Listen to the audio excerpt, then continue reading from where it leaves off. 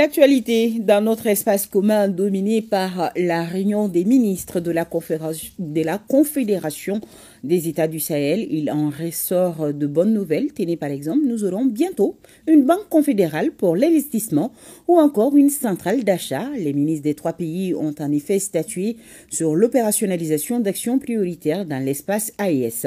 Plus de précisions avec Youssouf Djakité. Cette réunion des ministres de la Confédération des États du Sahel vise à concrétiser les actions prioritaires contenues dans la feuille de route adoptée par les chefs d'État de la Confédération en juin 2024 à Niamey, notamment les actions relatives au pilier développement.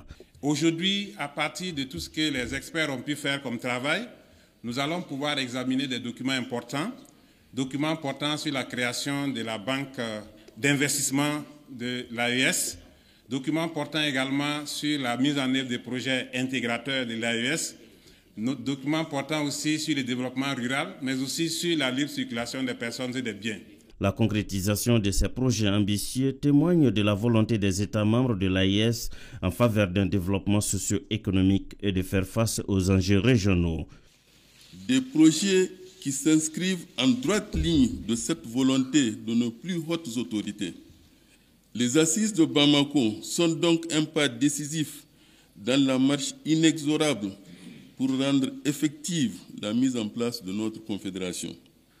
Parmi les projets prioritaires abordés, on note la création d'une institution financière qui réponde aux aspirations des peuples de l'AES pour soutenir le développement économique et les infrastructures des pays membres. Nous devrions, au terme de notre session, atteindre les objectifs spécifiques ci-après.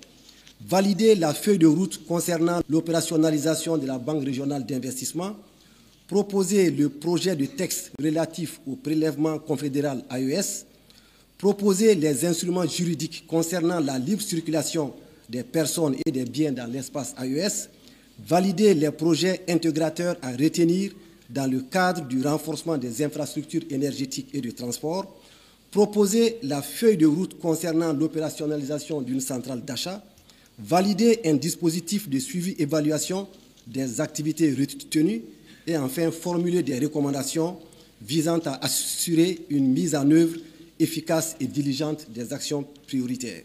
À la fin des travaux, les trois ministres maliens, nigériens et burkinabés ont apposé leur signature en guise de validation du communiqué final contenant les actions prioritaires retenues. On peut donc noter que la rencontre de Bamako a comblé les attentes.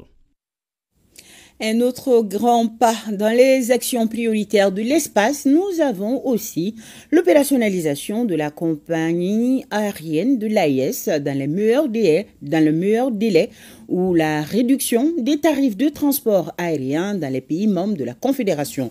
Ces sont là, entre autres recommandations issues des deuxièmes journées de l'aviation civile de l'AES, dont les travaux viennent de prendre fin au Mali, suivant le compte-rendu de Aoulou Seyni Touré. Au terme des 2 jours de travaux, les experts nigériens, maliens et burkinabés ont à l'issue de leurs travaux formulé plusieurs recommandations lues ici par le directeur général de l'ANAC. Première recommandation, mettre en place un organe de suivi de mise en œuvre des recommandations issues des GIRAC.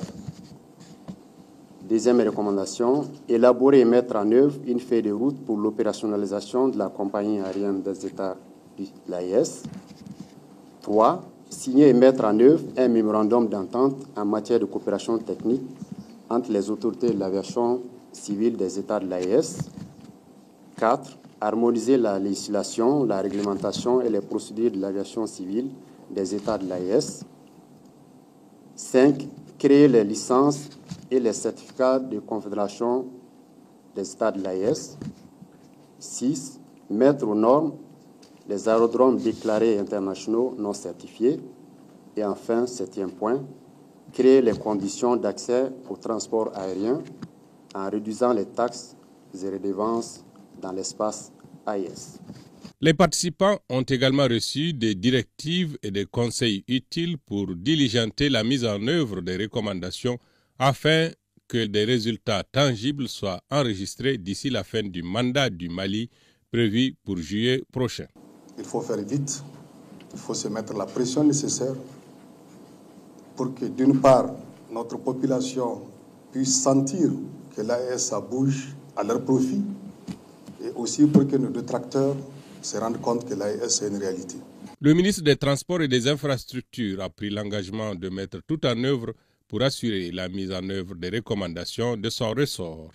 Le ministère des Transports et des Infrastructures du Mali mettra en œuvre, sous l'impulsion du président de la transition chef de l'État et sous la conduite du Premier ministre chef du gouvernement, les pertinentes recommandations formulées en guise de contribution des acteurs au développement du transport aérien, facteur de consolidation de la Confédération des États du Sahel. En attendant la prochaine édition des JIDAC, les experts mettront tout en œuvre pour réussir une finalisation rapide des dossiers en fonction de leur pertinence et de leur urgence. Suivant ce bulletin qui évoque les interventions des forces de défense et de sécurité dans leur mission de sécurisation du territoire nigérien du 12 au 15 janvier 2025, le commentaire est signé Jocelyne Amoussou. Dans la région de Tillabéri, sur la rive gauche du fleuve Niger, grâce à des informations issues des services spécialisés, les agents de la brigade d'Ayoru ont procédé à l'arrestation de 2 complices actifs impliqués dans des réseaux criminels. Lors de leur interpellation, les forces de sécurité ont découvert en leur possession une somme de 7 212 000 francs CFA, un bœuf volé et divers matériels. Sur la rive droite du fleuve Niger, une opération menée au marché de Kokoro a permis l'arrestation, le 12 janvier, d'un complice des groupes armés criminels déjà bien connus des services de renseignement. Cet individu est identifié pour sa collaboration avec Oumar Gaya, un criminel activement recherché, opérant dans les zones de Moma, Taratakou, Lemdou, Amarsingue et dans la région des 3 frontières. Dans la région de Dosso, au sein de l'opération Damissa, grâce à l'exploitation des renseignements concordants, la patrouille fluviale des forces de défense et de sécurité a intercepté à Bumba une pirogue en provenance de Malanville.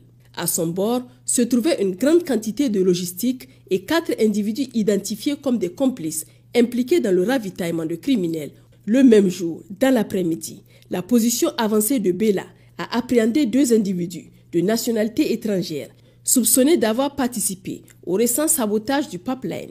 Dans la région de Tawa, dans le cadre de l'opération Chara, une mission de ratissage menée dans le périmètre de Mousseka sur le site présumé du sabotage a permis de découvrir des cartouches et étuis de calibre 7,62 mm ainsi qu'une batterie laissant supposer l'utilisation d'un engin explosif improvisé.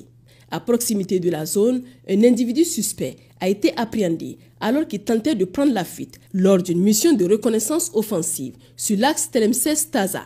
Les forces ont intercepté 2 individus suspects. Lors de la fuite, l'analyse de leur téléphone portable a révélé des éléments accablants. L'un d'eux apparaissait sur des photos en tenue militaire tenant un pistolet. Chers concitoyens, les forces de défense et de sécurité tiennent à exprimer leur profonde gratitude pour votre soutien inestimable et votre collaboration active au quotidien. Grâce à vos milliers d'appels sur les lignes vertes fournissant des renseignements crédibles et des encouragements par moment, vous exprimez la confiance que le peuple nigérien accorde à ses forces de sécurité. Cette synergie entre la population et les forces de défense est cruciale pour renforcer notre sécurité collective. Les lignes téléphoniques restent ouvertes 24 heures sur 24 pour recevoir vos appels et vos signalements. Pour les forces armées nigériennes, le 40-40. Pour la gendarmerie nationale, le 40-00. Pour la police nationale, le 83-83. Au Burkina Faso, dans l'agenda des audiences du Premier ministre, étonnant celle accordée à l'unité de gestion du projet de construction des infrastructures du mémorial Isidore Noël Thomas Sankara, Frédéric Nikiema nous en parle. Reconstruction de la mémoire du père de la révolution d'août 1983. Le Premier ministre Rim Talba Jean-Emmanuel Ouedraogo remet au chef du département en charge de la culture un important lot d'archives et d'artefacts du capitaine Isidore Noël Thomas Sankara. La primature a donné l'exemple. C'est à la fois des archives sous forme de documents administratifs, des manuscrits du capitaine Thomas Sankara. Il y a également des archives audiovisuelles et donc un certain nombre d'éléments et d'artefacts que nous entendons collecter à travers l'ensemble du pays et même à l'international. Tout ceci pour valoriser le patrimoine culturel et l'héritage politique laissé donc par le père de la Révolution de 1983. Pour la valorisation de ce patrimoine, le chef de l'État burkinabé, le capitaine Ibrahim Traoré, procède le 15 octobre 2023 à la pose de la première pierre du projet de construction des infrastructures du mémorial Thomas Sankara. L'ensemble donc de ces collections vont être conservées au sein du futur musée, logé dans le mémorial Thomas Sankara. Nous sommes à la première phase qui se déroule en ce moment, mais nous allons multiplier la communication, multiplier les approches, identifier toutes les parties intéressées et nous allons donc nous-mêmes faire la démarche pour collecter au maximum, en tout cas tout ce qui peut contribuer à réhabiliter, comme je l'ai indiqué, la mémoire du capitaine Thomas Sankara, mais aussi à faire profiter aux générations à venir de l'héritage politique laissé donc par le capitaine Feu Isidore Thomas Noël Sankara. Et Père Nwende Gilbert Ouedraogo d'inviter donc l'ensemble des Burkinabés ainsi que les amis du pays des hommes intègres, détenteurs de tout type de documents ou objets en rapport avec le père de la Révolution d'août 83, à prendre attache avec son département en vue d'enrichir le musée. Célébration par nos compatriotes à travers le monde de la journée nationale de la souveraineté retrouvée. Voyons pour la diaspora malienne du Burkina Faso, la montée des couleurs et la dispensation de leçons modèles ont marqué cette journée de célébration, nous disent Jérôme Tindano, Fanta Ouattara et Alassane Kiendre Beogo. 14 janvier 2022, 14 janvier 2025, l'an 3 de la mobilisation générale au Mali. Une date symbolique pour les Maliens. Et la communauté malienne vivant au Burkina commémore l'événement ici à l'ambassade. Notre peuple est sorti comme un seul homme le 14 janvier 2022 pour manifester sa désapprobation avec ces sanctions, pour les dénoncer et réaffirmer la souveraineté du Mali suite aux sanctions de la CEDEAO et de l'UEMOA. Pour l'ambassadeur, cette mobilisation patriotique permet également à son pays de retrouver sa dignité en posant des actions fortes, notamment le départ des forces militaires françaises et onusiennes du pays. Toutes ces forces étrangères ont été amenées à quitter le Mali, donc nous réaffirmons encore une fois le Mali souverain, mais aussi le Mali éternel. Aujourd'hui, le Mali se positionne en bonne place sur la scène internationale. Selon Issouf Omar Maïga, il exhorte donc les Maliens à plus de résilience, le prix à payer pour une souveraineté totale du pays de Soundiata Keïta. Les Maliens sont également invités à faire preuve de confiance aux autorités actuelles qui font preuve d'exemplarité à travers une gouvernance vertueuse.